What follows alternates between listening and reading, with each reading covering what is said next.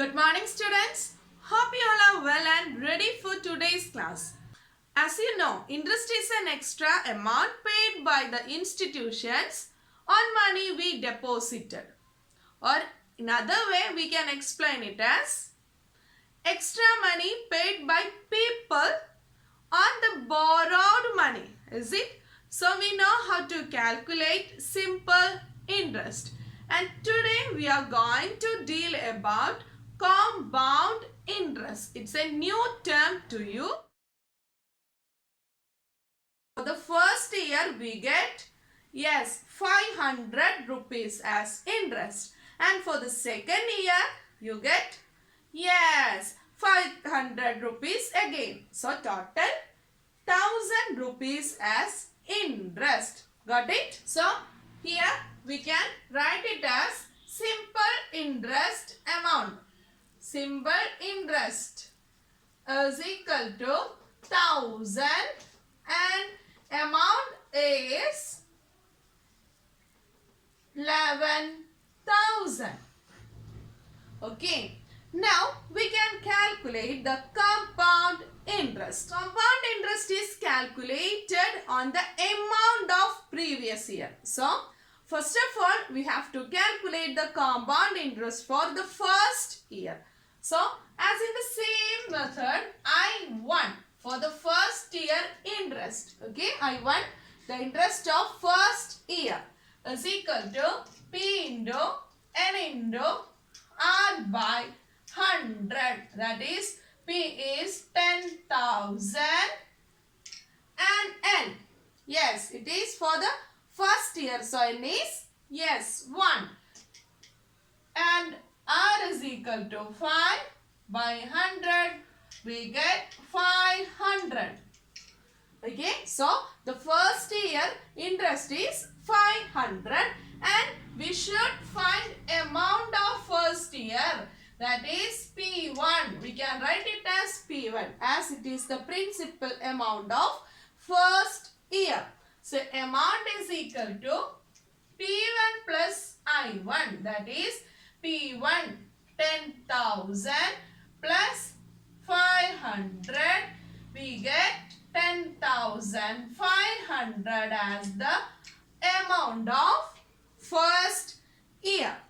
And next year we are calculating the interest for the amount of first year. It is the main difference between simple interest and compound interest. In the case of simple interest, we are calculating interest for the same principal value. Got it? But in the case of compound interest, first of all, we find out the amount of first year. Then, for that amount, we are calculating the interest for the second year. And according to the number of years, this process should be continued. Got it? Write it as P2. As for this value, we are calculating the second year's interest. So, I2 is equal to P2 into N into R by 100. So, P2 is 10,500 into 1 into 5 by 100. Got it? And we get I2 525. This is the interest of second year. And the amount of second year is P2 plus I2. And it is 10,500 plus 525.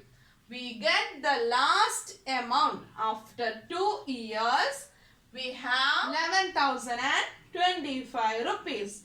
In the case of simple interest, we get 11,000. Here we have 11,025 rupees. We can say that by calculating compound interest, we have 25 more than that of simple interest. Got it? So we can say that compound interest is a step-by-step calculation. For the first year, P is P1. Principal amount is P1 and there is no change in the rate percent equal to 1.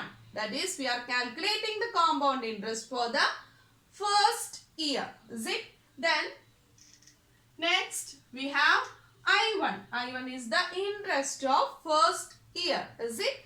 So, we can write it as I1 is equal to P1 into 1 into R by 100.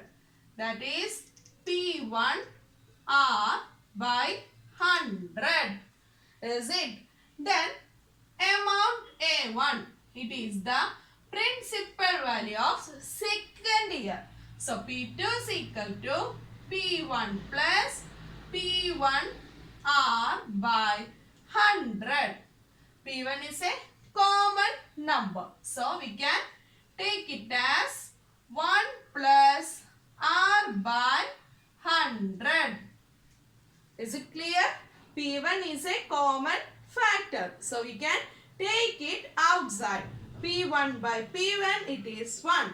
P1 R by 100 by P1 we get R by 100. So we get the principal value of second year. Then for the second year we are calculating interest for this P2.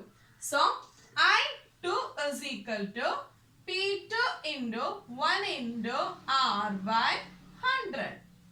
Got it? That's equal to P1 R by 100 into 1 plus R by 100. Got it? P1 1 plus R by 100 into R by 100. We can write it as P1 R by 100 into 1 plus R by 100. So, this is I2 and this is P2.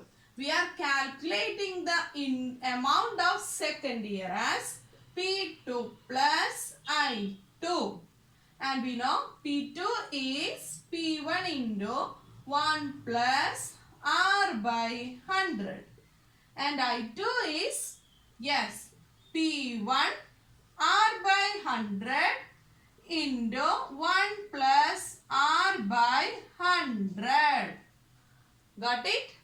Then, here we have P1 into 1 plus R by 100 as common. Is it? So, P1 into 1 plus R by 100.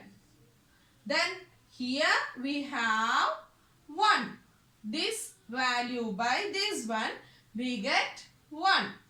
And here we have R by 100 only. So we can write it as P1 into 1 plus R by 100 all raised to 2.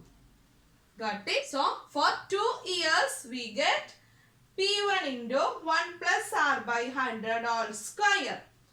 Can you say for 3 years we can calculate the compound interest using this formula as P1, that is the principal amount of first year. So P into 1 plus R by 100 all raised to 3. For the 4 years, P into 1 plus R by 100 all raised to 4. Yes, so this is the formula for calculating compound interest in a simple way. That is P into 1 plus R by 100 all raised to, yes, N. So students, this topic is very relevant in our practical life. We all deal with money in different ways. So whenever you hear this word, must remember what you learned, apply what you studied. Got it? Then it's your turn. Go through the examples of textbook and complete these problems before your tomorrow's DCS. Okay? Thank you.